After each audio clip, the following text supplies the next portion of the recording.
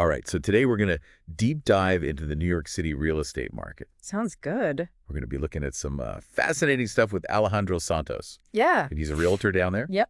And he's kind of known for being able to sell properties that other people just can't. Mm-hmm.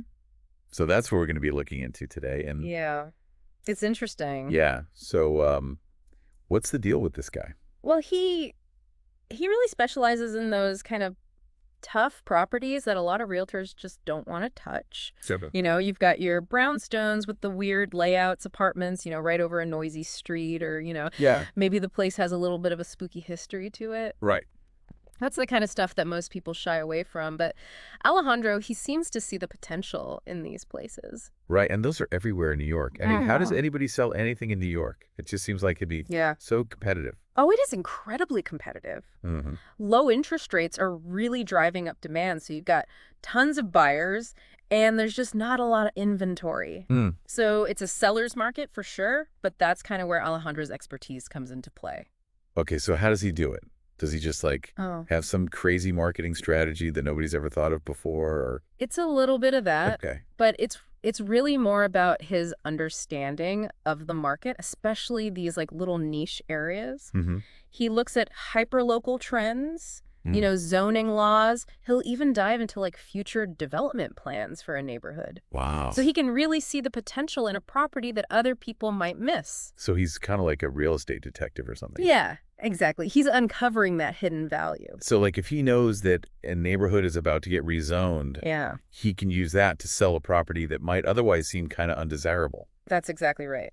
It might not be appealing to a normal buyer who's looking for a place to live, right? But for an investor, right, that could be a huge opportunity. Okay, so walk me through his process when he gets one of these tough properties to sell. Where does he even begin? Well, the first thing is really careful property assessment and pricing. Mm-hmm. He really stresses looking at comparable properties that have actually sold recently, in the last 6 months, not just, what's currently listed cause that can be misleading. So he's really looking at the hard data, not just kind of what people are hoping to get. Exactly. Yeah. He wants to make sure the pricing is realistic right from the start. Okay. And then what about marketing? How does he get the word out about these properties? Well, he's got a mix of traditional and digital approaches, but he really tailors it to each property. Okay. If it's a historic brownstone, he might do more print advertising in architectural magazines. Mm-hmm. But if it's a really trendy loft, social media is going to be key. That makes sense. Yeah, he really plays to the strengths of each property.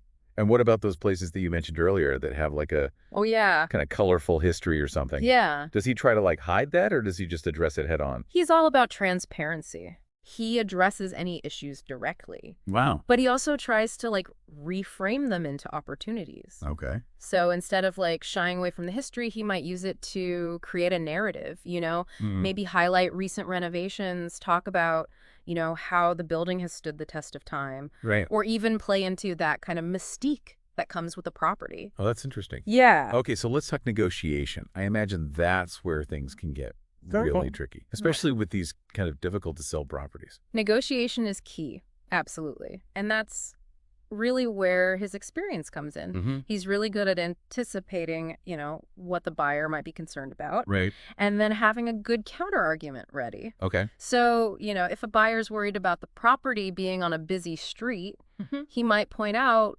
that it's really close to transportation or it's in a vibrant part of the city. Right. He's spinning it. Exactly. Okay, so even with the best strategies in the world, I'm sure there are times when a deal just almost falls apart.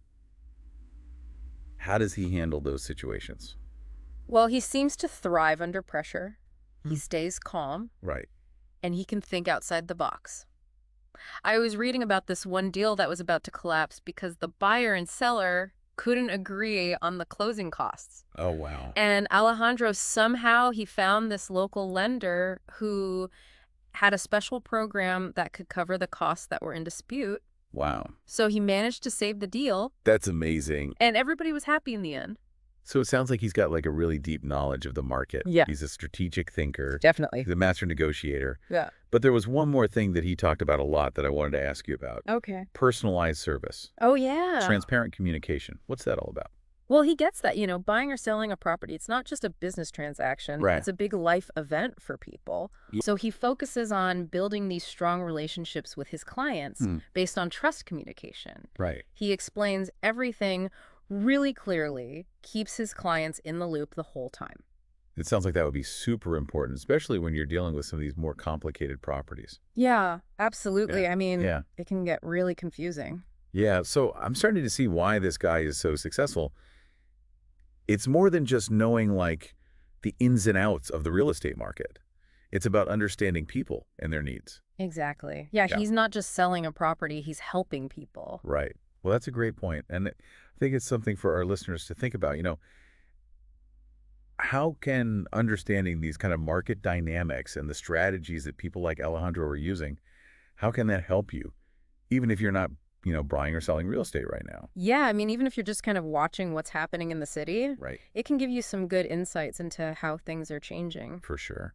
Well, hey, thanks for joining me on this deep dive. No, We'll catch you next time. sounds good.